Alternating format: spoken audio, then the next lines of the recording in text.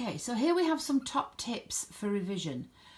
So number one, you've said start early. Why is that important?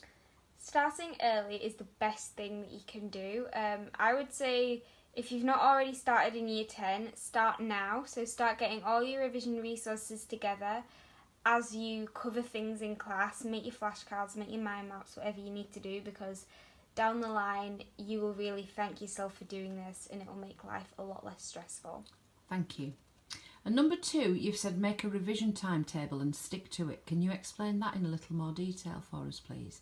Yeah, so you might not need to do this right away because you do still have a lot of time, but in the coming months, the closer that you get to exam season, having a revision timetable is really going to help you know what you're going to do and when you're going to do it. I use Google Calendar, it's free, but you can make one on paper if you prefer. And with your revision timetable, be realistic, so don't set yourself to do too much. And when you are writing in, for example, English revision, be specific with what you want to do, because if it's too generic, you're going to waste time deciding what you want to do. So, for example, say, I'm going to make a mind map on Scrooge as a character or something like that, so you have a concrete plan of what you want to do before you go into your revision, and make a to-do list. Fantastic. And would you recommend spaced learning? So rather than just spending a big block of time on one subject, space it out across the week? Definitely. I personally wouldn't revise anything for longer than an hour.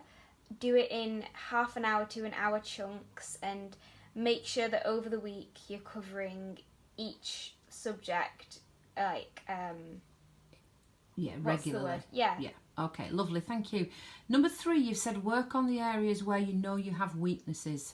Yeah, it can be tempting to just revise the stuff that you like, and I've been guilty of this, to be honest, but the best revision is, and the most effective and important revision is the stuff that you don't actually understand, or not even that you don't understand, just that you're not perfect too confident on. with? Yeah, not too confident with, because that's where you need to work on, so that's where most of the time should go.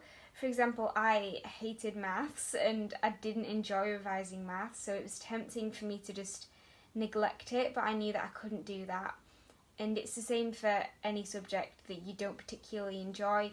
You can't neglect that. You've got to still make it a priority, and if anything, prioritise it above your preferred subjects, because you're probably going to be better at them naturally. Brilliant, thank you. And you've said number four, clear away all distractions. Can you explain what you mean by that? So, mobile phones, if they're going to be a problem, put them in another room or put them on Do Not Disturb and lock them in a drawer somewhere.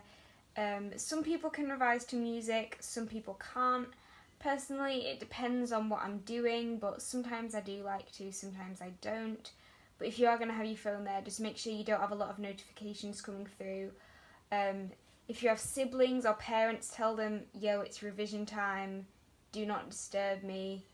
And when you are studying, you are studying. You're not going on your phone, you're not making a cup of tea, you're not doing anything other than the work. Fantastic. And number five, you said quality over quantity. Can you explain what you mean by that, please? Yeah. There are some methods of revision that are more effective and less effective than others. For example, simply copying out notes out of a textbook for hours is not going to help you at all.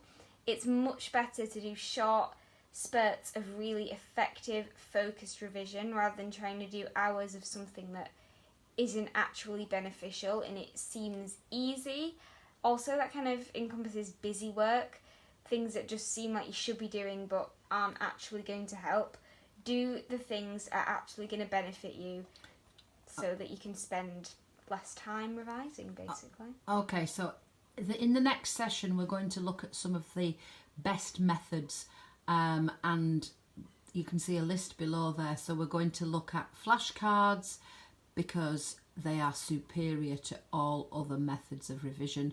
We're going to look at mind maps, and it's important to understand how to make a mind map effectively.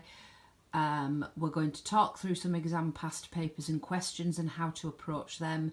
We're going to discuss briefly summary sheets, and planning exam answers. And that will be in the next session. Thank you very much.